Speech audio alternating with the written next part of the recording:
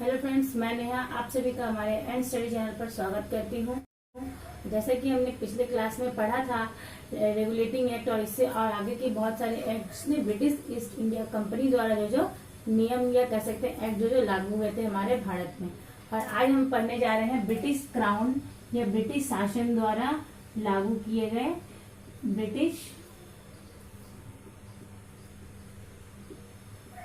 British महारानी द्वारा जितने भी कानून लागू हुए थे उसके बारे में हम पहले थोड़ा सा बता दें कि आज हम किस किस कानून के बारे में पढ़ेंगे। तो सबसे पहले हम पढ़ेंगे 1858 का भारत शासन अधिनियम, उसके बाद हम पढ़ेंगे 1861 का, फिर हम पढ़ेंगे 1892, फिर पढ़ेंगे 1909, इसके बाद पढ़ेंगे 1919 और इसके बाद पढ़ेंगे 1935। तो आज के इस वीडियो में हम आपको जो कानून है सबके बारे में आज हम इस वीडियो में आपको बताएंगे। तो हम स्टार्ट करते हैं सबसे पहले 1858 के वीडियो के 1858 के भारत शासन अधिनियम के बारे में और बताते हैं इसकी क्या क्या विशेषताएं थी। क्योंकि 1858 भारत शासन अधिनियम, भारत शासन अधिनियम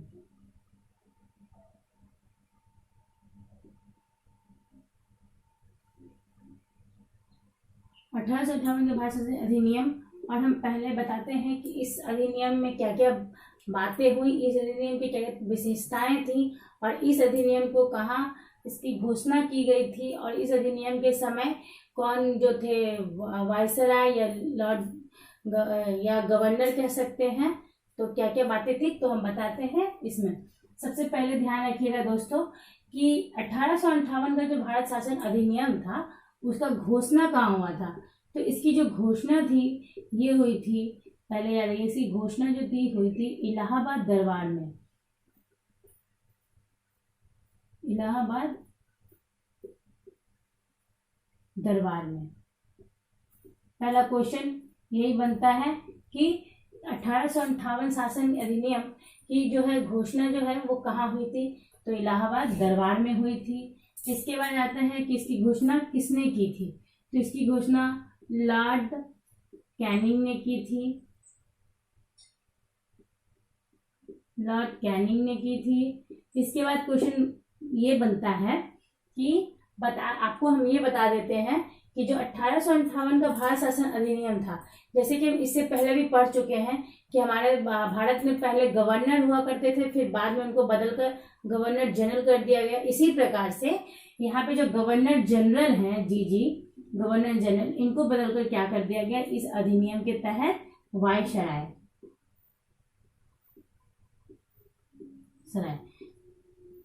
वायसराय कर दिया गया। तो अब हम इससे ये भी क्वेश्चन बनता है कि 1858 शासन अधिनियम के तहत जो वायसराय थे वो कौन थे, तो वो लॉर्ड कैनिंग थे। और लॉर्ड कैनिंग ने ही जो है क्या किया, घोषणा किया था इलाहाबाद दरबार में 1858 के शासन अधिनियम का। इसके बाद इसी के साथ उस समय शासन करने के लिए क्या है, शासन करने के लिए 15 सदस्यीय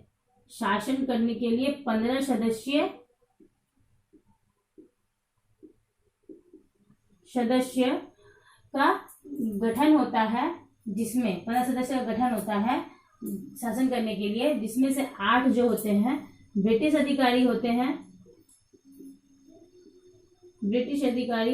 और 7 जो है भारतीय होते हैं। लेकिन ये जो है कहाँ बैठकर शासन करेंगे या ये कहाँ बैठकर नियम बनाएंगे, जो भी करेंगे इनका जो कार्य होगा वो कहाँ होगा, इंग्लैंड या ब्रिटिश, जो भी आप कुछ कह सकते हैं। ठीक है, ये हुआ हमारा 1858 का शासन अधिनियम। इसके बाद हम बताते हैं 1861 का शासन अधिनियम। 1861 के शासन अधिनियम में क्या बातें हुई या विशेषताएं क्या क्या थी। तो 1861 का शासन अधिनियम या भारत शासन अधिनियम, शासन अधिनियम।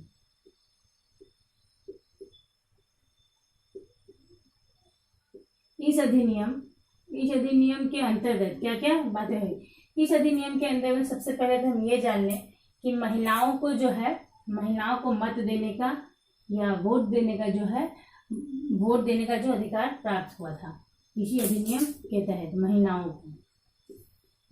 को। उसके बाद वोट, मताधिकार।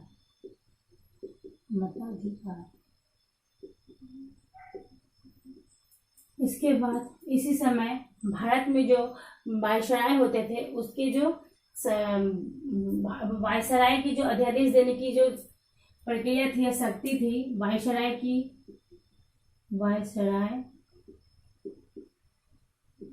या जी की अध्यादेश देने की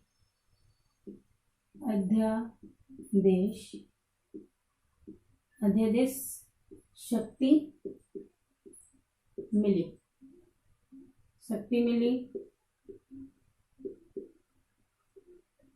महिलाओं को वोट देने का अधिकार मिला, वायसराय को शक्तियां ये मिली, शासन के अधिनियम के तहत मिला। इसी अधिनियम के तहत एक बातें और हुई थी, ये थी भारत में विकेंद्रीकरण का शुरुआत हुआ था। भारत में विकेंद्रीकरण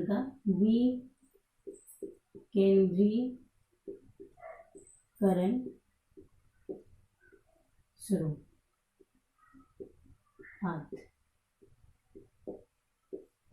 ये वो 1861 का शासन अधिनियम। इसके बाद हम बताते हैं 1892 का शासन अधिनियम क्या था। 1892 शासन अधिनियम क्या था। तो इसमें कोई बड़ी बातें नहीं थी और कुछ ज्यादा खास बातें नहीं हुई थी इस अधिनियम के तहत। इस अधिनियम के तहत सिर्फ अप्रत्यक्ष चुनाव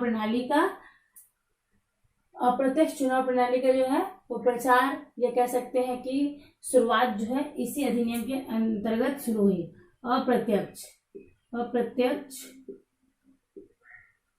चुनाव प्रणाली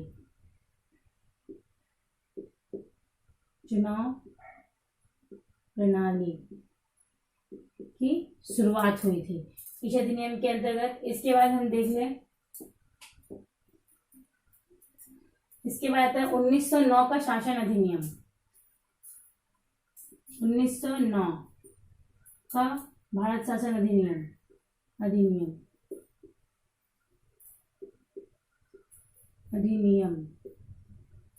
ठीक, इसमें देखते हैं कि क्या क्या बातें हुई।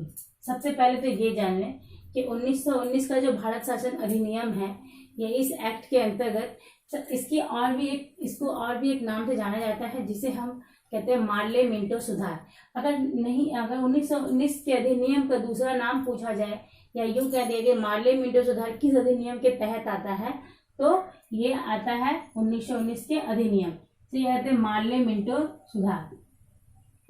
मार्ले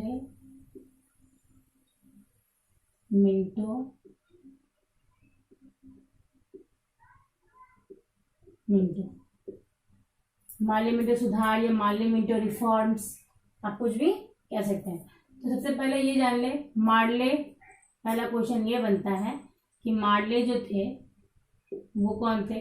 तो मार्ले जो थे उस समय के क्या थे, उस समय के सचिव थे, तत्कालिक सचिव। मिंटो कौन थे, मिंटो सेकेंड, ये याद रखिएगा, मिंटो सेकेंड कौन थे, तो वहां उस समय के वायसराय थे।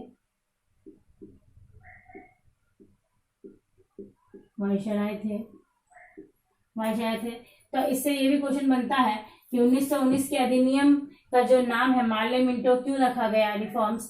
तो उस समय जो मार्ले सचिव थे और वायसराय मिंटो सेकेंड थे, इसी वजह से इसका दूसरा नाम मार्ले मिंटो सुधार या मार्ले मिंटो रिफॉर्म्स भी रखा गया। इसी के तहत ये बातें भी आती हैं, इसी अधिनियम के तहत कि इस अधिनियम के साथ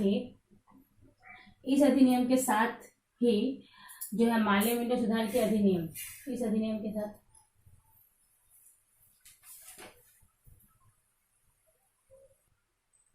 इस अधिनियम के तहत ही क्या था, सबसे पहले सांप्रदायिक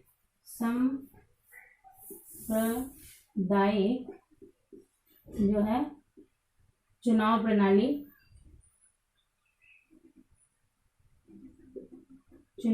का शुरुआत हुआ।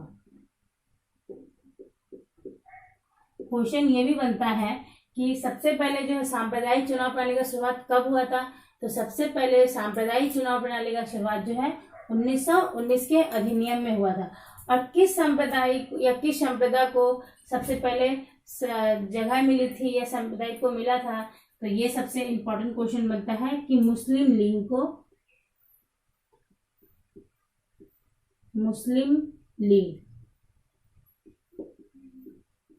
को सबसे पहले जो है मिला था चुनाव प्रणाली में भाग लेने का अधिकार। ये तो हुआ हमारा दोस्तों 1919 का शासन अधिनियम, जो कि प्रमुख कुछ बातें हैं। मैं सिर्फ आपको इतना ही बता रही हूँ, ज्यादा बड़ा नहीं कर रही हूँ, क्योंकि आपको समझने में भी प्रॉब्लम होगी।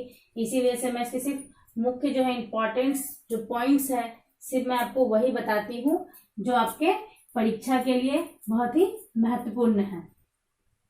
इसके बाद आता है 1919 का भारत शासन अधिनियम। 1919 भारत शासन अधिनियम।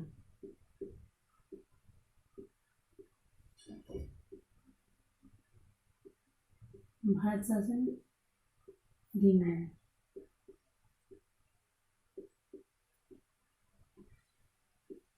अधिनियम 1919 के भारत शासन अधिनियम के बारे में जान लें।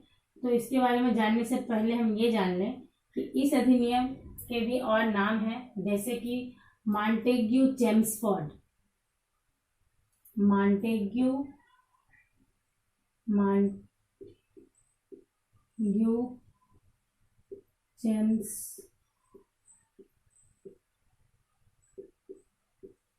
तो पहले जान लीजिए कि ये जो अधिनियम है, इस अधिनियम को मॉन्टेग्यू चेम्सफोर्ड अधिनियम से भी जानते हैं।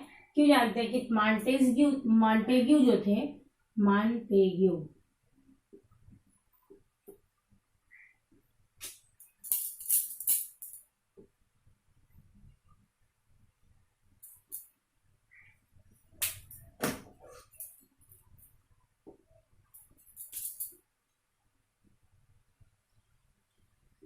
मॉन्टेग्यू जो थे वो सचिव थे उस समय के, भारत के तात्कालिक सचिव जैसे कहते हैं हम, सचिव थे। चेम्सफोर्ड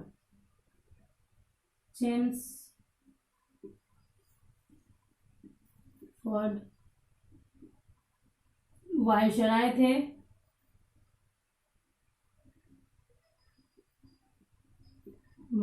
थे।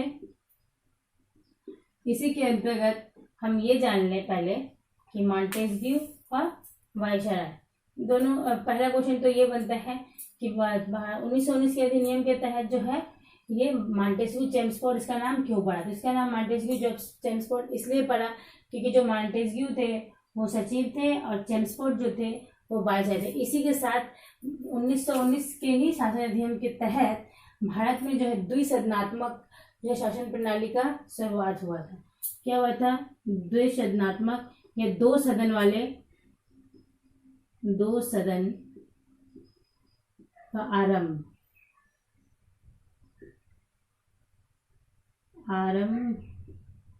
हुआ। ठीक है। इसी के साथ देखा जाए तो एक सदन था आपका केंद्रीय परिषद।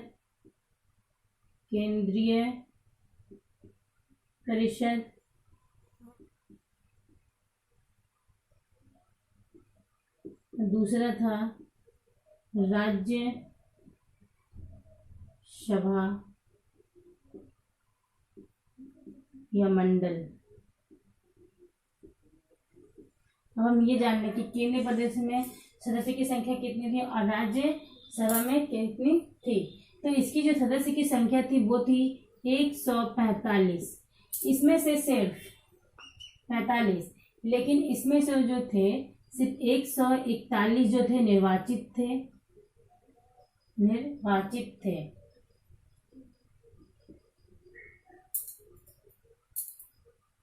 104,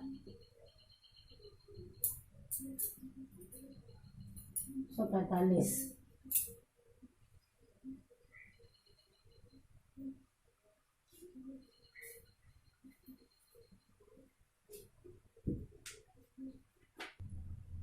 तो हम बताते हैं कि केंद्रीय परिषद की संख्या थी 145। इसमें से जो निर्वाचित होते थे वो 104 सदस्य होते थे।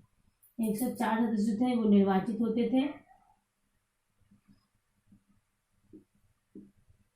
निर्वाचित और 41 मनोनीत हुआ करते थे। इसका कार्यकाल जो था आपका वो था, इसका कार्यकाल 3 वर्षों के लिए हुआ करता था। और राज्यसभा का देख लें हम, तो राज्यसभा या राज्य परिषद या राज्यसभा या राजमंडल जो भी कह सकते हैं, परिषद भी कह सकते हैं हम इसे उस समय के अनुसार।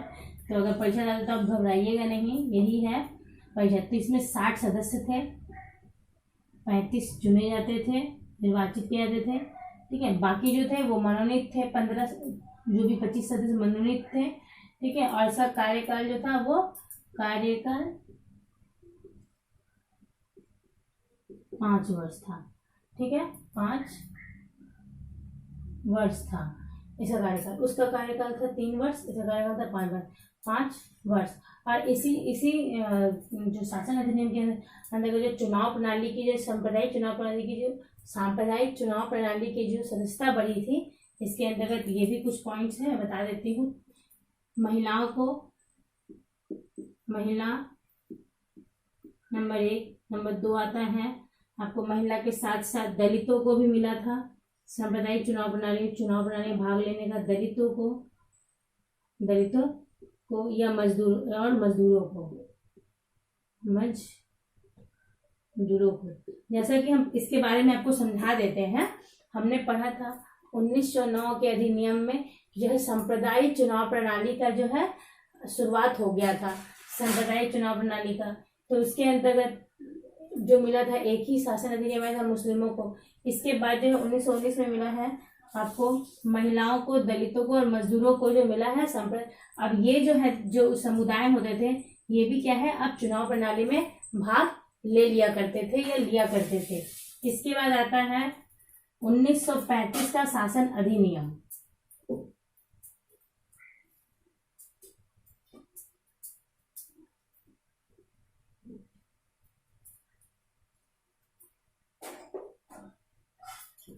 उन्नीस सौ 35 का शासन अधिनियम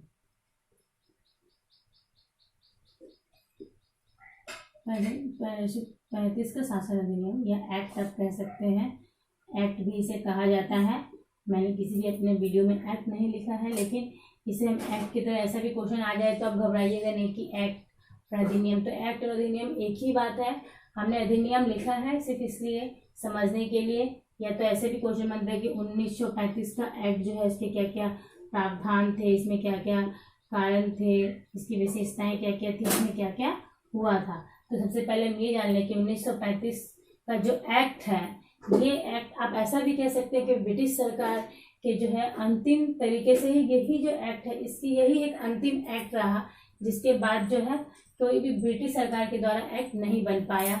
इस 47 में हमारा जो है भारत आजाद हो गया। या कह सकते हैं कि उन्होंने हमारे जो भारत की कार्यकाल थी वो हमारे हाथों में सौंप दी गई। तो हम बताते हैं कि 35 के एक्ट के अंतर्गत क्या क्या बातें हुई। तो सबसे पहले हम देखें कि वर्मा जो देश था, वर्मा को क्या किया गया, अलग कर दिया गया। अलग किया। उसके बाद अखिल भारतीय संघ का निर्माण हुआ।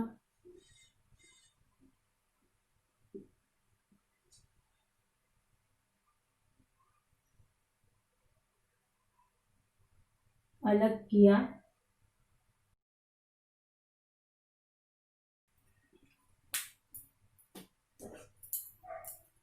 बर्मा को अलग किया अखिल भारतीय संघ,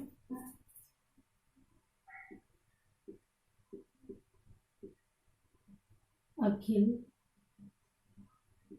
भारतीय संघ बने। साथ ही आरबीआई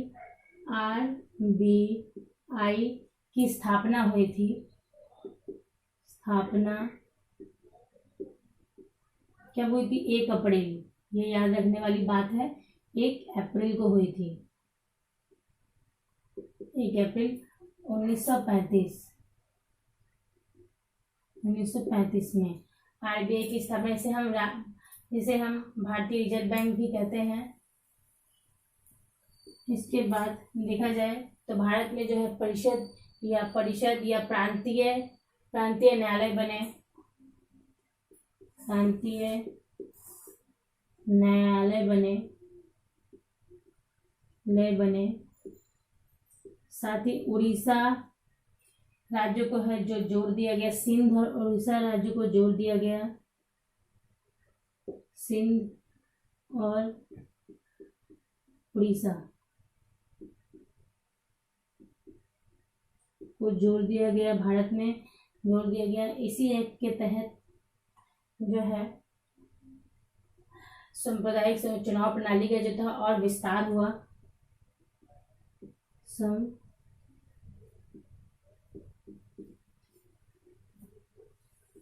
चुनाव प्रणाली का विस्तार हुआ।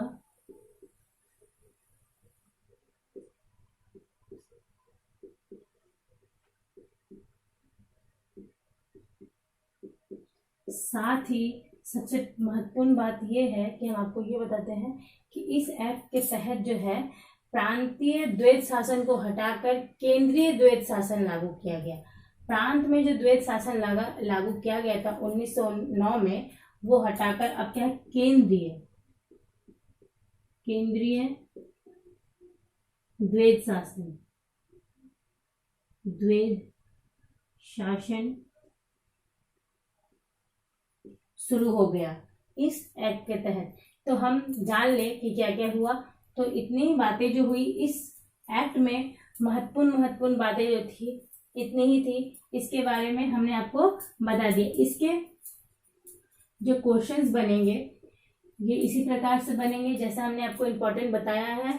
और हमने जो आपको पहले भी कहा कि मैं अपनी इस वीडियो को बड़ा नहीं करना चाहती, ज़्यादा लेंथी नहीं करना चाहती, ताकि आपको समझने में दिक्कतें ना आए।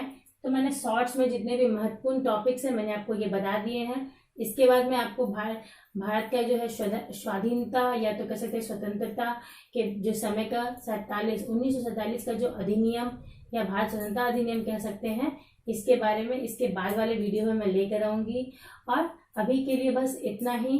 तो अगर आपको हमारा वीडियो अच्छा लगा हो तो हमारे वीडियो को या चैनल को लाइक शेयर सब्सक्राइब करना बिल्कुल ना भूलें। तो थैंक यू दोस्तों।